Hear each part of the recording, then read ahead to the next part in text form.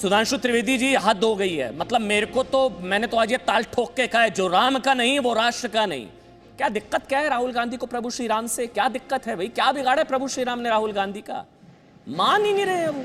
अब कानूनी अड़ंगा, सामने नहीं आएंगे, पीएल दाखिल करवाएंगे। पीआईएल, सुधांशु त्रिवेदी। देखिए, जो कुछ राहुल गांधी जी कर रहे हैं, मुझे लग रहा है अपनी परंपरा और कुल के अनुरूप कर रहे हैं। स्वर्गीय इंदिरा गांधी जी ने गोभक्त संतों के ऊपर गोली चलवाई थी 1966 में। फिर राजीव गांधी जी ने कार सेवकों पर गोली चलाने वाले मुलायम सिंह यादव जी की सरकार को समर्थन देकर बचाया था, कार सेवकों के हत्यारों की सरकार। सोनिया जी के प्रभाव के शासनकाल में भगवान राम को काल्पनिक कहने का बाकायदा सरकारी हलफनामा दिया गया था और हिंदू आतंकवाद की कहानी गढ़ी गई थी। और राहुल गांधी जी के बारे में तो आपको याद हो, मैं कोई ये नहीं कहता कि वो सत्य है, परंतु आज तक कांग्रेस ने खंडन नहीं किया है कि बकौल विकीलीक्स इन्होंने अमेरिकी अधिकारियों से कहा था कि हिंदू आतंकवाद बहुत बड़ा खतरा है। मैं मानता हूं कि जो कुछ वो कर रहे हैं अपनी पार्टी की परंपरा और कुल की परंपरा के अनुरूप कर रहे हैं, परंतु उत्तरोत्तर जो लोग भगवान राम के विरुद्ध रहते हैं, तो रामचरितमानस में लिखा है, राम विमुख असहाल तुम्हारा, रहा न को कुल तारन हारा। और आप देखिए, जब राम मंदिर आंदोलन शुरू हुआ तो केंद्र में कांग्रेस की क्या स्थिति थी? 414। और जब 2014 में हमारी सरकार आई, 30 साल बाद क्या स्थिति हो गई? 44, 52। सुधांशु जी, एक बहुत ही गंभीर सवाल पूछूंगा। अब तो हो गया ना सर, उन्होंने लड़ लिया, उन्होंने प्रभु श्री राम को काल्पनिक भी बता दिया। कपिल सिब्बल से लेकर राजीव धवन सबने लटकाने अटकाने भटकाने की कोशिश की। हाई कोर्ट, निचली अदालत, ऊपरी अदालत, Allahabad high court, supreme court, सब हो गया ना। अब क्या दिक्कत है? देखिए, मैं एक बात कहना चाहूंगा, दिक्कत जानते क्या है? दिक्कत प्रवृत्तिगत है। मतलब जब किसी की आदत फितरत वैसी हो जाती है, जैसी प्रवृत्ति होती है, वैसे ही व्यक्ति की गति या दुर्गति होती है। रामचरितमानस में एक और दोहा कहा गया, इसे शब्दशः ना लिया जाए, एक चौपाई है, शब्दशः ना लिया जाए।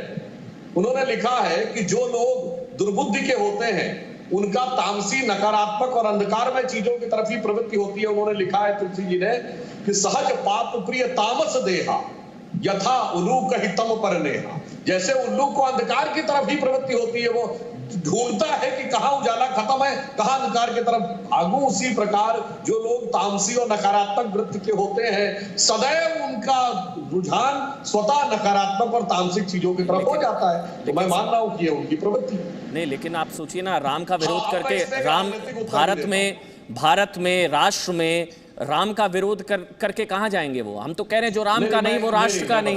मेरे साथ शहजाद पूनावाला है, लेकिन मैं एक चीज बता दूं, मैं एक चीज क्लियर कर दूं सुधांशु त्रिवेदी, साकेत गोखले जो हैं उनसे हम लगातार संपर्क में थे। वो आज हमारे साथ 5 बजे बैठने वाले थे, उनकी कमिटमेंट थी। अगर साकेत गोखले, मुझे पता आप इस वक्त देख रहे हैं, आप ताल ठोक के देखते हैं और आप देख भी रहे हैं, आपने वादा किया था आप बैठेंगे, आपने स्काइप आईडी भी दी थी, आपसे बात भी हुई थी, आपने कहा था मैं बैठूंगा, मेरा वादा है, गेस्ट टीम की भी बात हुई थी, आपने स्काइप आईडी भी दी थी। मैं इसलिए आपको ऑन एयर एक्सपोज कर रहा हूं, लेकिन आपने फोन ऑफ कर लिया। अब आप हमसे बात नहीं कर पा रहे हैं। अब ये अच्छा है, लेकिन देखिए मेरे लिए अच्छा है, ये ताल ठोके का डर, ये अच्छा लगा मेरे को। सवालों का डर मुझे बहुत अच्छा लगा। अगर ये ताल ठोके का डर है उनके जहन में, सवालों का डर है, तो मुझे बहुत अच्छा लगा। शहजाद पूनावाला, शहजाद, और हाँ शहजाद, और अभी भी आप सुन रहे हैं, मेरी गेस्ट टीम अभी भी आपको कांटेक्ट करने की कोशिश कर रही है। अभी भी मेरी गेस्ट टीम आपको कांटेक्ट करने की कोशिश कर रही है। साकेत गोखले, स्काइप के जरिए आपको कांटेक्ट किया जा रहा है। अगर आप देख रहे हैं, अपनी बात आप रखना चाहते हैं, अगर आप नहीं डरते हैं ताल ठोके से, अगर आप मेरे सवालों से नहीं डरते हैं, तो मैं फिर से आपको निमंत्रण देता हूं, इस मंच पर आइए और अपने राम विरोध की जो भी आपकी जो प्रेरणा है इसके पीछे, जो भी आप राहुल गांधी के कहने पर कह, मैं सवाल भी पूछ लेता हूं, अगर आप इस वक्त सुन रहे हैं, कि आपने क्या राहुल गांधी को मना नहीं किया? अगर राहुल गांधी ने आपको पीआईएल दाखिल करने के लिए कहा तो आपने क्यों नहीं मना किया? और अगर किया तो राहुल गांधी ने पलटकर आपको क्या कहा? ये तमाम मेरे सवाल थे आपके लिए, जो अब इसके जरिए आप तक पहुंच रहे हैं। मुझे पता आप मेरे को सुन रहे हैं। स्काइप आईडी लगातार हमारी टीम आपसे कांटेक्ट करने की कोशिश कर रही है। अभी भी उम्मीद करूंगा साकेत गोखले, अगर आप आना चाहें तो मंच खुला है, ताल ठोके में आइए। शहजाद पूनावाला, अब ये ताल ठोके का डर है, हमारे सवालों का डर है, लेकिन विक्टिम कार्ड फिर निकल गया है। वो कह रहे हैं मुझे धमकियां भी मिल रही हैं, ये विक्टिम कार्ड है ये तो। शहजाद पूनावाला, एक सेकेंड, हाँ देखिए, धमकियां मिल रही है नहीं मिल रही है ये तो इनका विक्टिम कार्ड तो सदैव चलता रहता है। पर देखिए कभी कभी क्या होता है कि पाकिस्तान जो कृत्य खुद अपने सैनिकों द्वारा नहीं कराना चाहता तो वो अपने आतंकवादियों को भेजता है और कभी कभी कहता है इन आतंकवादियों को कि आप छुप जाओ, आप चुप हो जाओ, स्लीपर सेल बन जाओ। तो हो सकता है कि उसी मोडस ऑपरेंडी पे चलते हुए आज अब कुछ लोग जो सुबह बोल रहे थे वो स्लीपर सेल बन चुके होंगे। पर सवाल आज साकेत गोखले का नहीं, हमको पता है वो कांग्रेस पार्टी का नया बनाया हुआ सस्ता प्रशांत भूषण है, क्योंकि प्रशांत भूषण की तो वैसे ही सुप्रीम कोर्ट में उनकी ठीक ठाक इलाज हो चुका है। आज सवाल राहुल गांधी से है। अरे राहुल गांधी जी कहते हैं कि मैं हूं जनेऊधारी और फिर भी हिंदू विरोध है जारी। देखिए साकेत गोखले को छोड़ दीजिए, आज राहुल गांधी क्यों नहीं आ जाते, उनका स्काइप आईडी लगाइए अमन चोपड़ा और उनसे पूछिए कि आकर कह दीजिए सुधांशु त्रिवेदी को कि मैं बोलता हूं जय श्री राम, मैं बोलता हूं कि प्रधानमंत्री जाने चाहिए। पर वो नहीं बोलेंगे क्योंकि उनके अंदर नेहरू का खून है और नेहरू का खून का मतलब क्या है, नेहरू ने भी तो विरोध किया था ना सोमनाथ मंदिर के बनने का, नेहरू ने भी तो रोक लगाई थी ना सरदार पटेल पर और राजेंद्र प्रसाद पर। शहजाद अभी आपने कहा ना ताल ठोक के में बुलाइए, ये तो आप भी जानते हैं वो ताल ठोक के मिस नहीं करते हैं। हम जो डिबेट करते हैं 6 बजे हो सकता है ट्वीट हो रहा हो उस पर, कोई बड़ी बात नहीं है। ताल ठोक के वो देख रहे होंगे, आप जानते हैं कांग्रेस पार्टी में ताल ठोक के देखा जाता है और फिर नोट्स बनाए जाते हैं, आप भी जानते हैं। और राहुल गांधी देख भी रहे होंगे, कोई बड़ी बात नहीं है। मैं सिर्फ इतना कहूंगा, हाँ मैं सिर्फ इतना कहूंगा, चलिए साकेत गोखले को तो आपने कभी अपना लिया, कभी कह दिया ये पराये हैं, तस्वीर है उसके बावजूद, पर दिग्विजय सिंह को भी पराये बोल देंगे।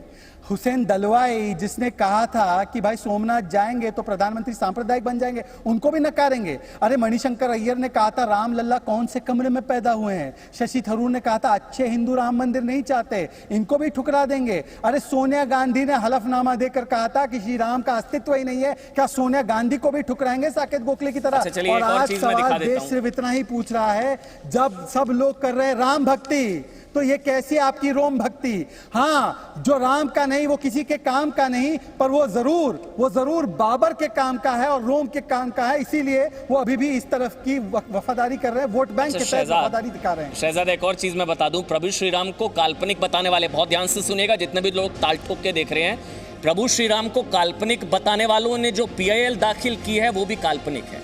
आप समझ रहे हैं, जो PIL दाखिल की गई है वो पूरी तरह से काल्पनिक है, क्योंकि इसमें कोर्ट की तरफ से, जो इलाहाबाद हाई कोर्ट के जो चीफ जस्टिस हैं, उनकी तरफ से जो टिप्पणी की गई है वो मैं आपको पढ़कर बता देता हूं। इसमें कहा गया है कि आपकी जो बुनियाद है, जो आपका जो आधार है, वो प्रिजम्पशन के आधार पर है, मतलब पूरी तरह से काल्पनिक है। ये पूरी तरह से काल्पनिक PIL, ये कोर्ट की तरफ से कहा गया है, इलाहाबाद हाई कोर्ट के जो चीफ जस्टिस हैं, ये उनकी तरफ से कहा गया है प्रभु श्री राम को काल्पनिक बताने वालों की PIL भी विष्णु जैन काल्पनिक निकली। कोर्ट की तरफ से कहा गया पूरी तरह से काल्पनिक है PIL। देखिए आपने बहुत जी मेरे सामने भी हाई कोर्ट का ऑर्डर है और बिल्कुल आप सही कह रहे हैं, जो आपने बात कोर्ट की है वही इलाहाबाद हाई कोर्ट की लखनऊ में इलाहाबाद हाई कोर्ट ने कही है, चीफ जस्टिस ने। उन्होंने कहा है कि ये पूरी पिटिशन काल्पनिक है, एजम्पशन पे बेस्ड है। आप कहते हैं कि कोरोना वायरस की जो गाइडलाइंस है उसका उल्लंघन हो सकता है, 300 लोग इकट्ठा हो सकते हैं, इसलिए वहां पे शिलान्यास और भूमि पूजन रद्द कर दिया जाए।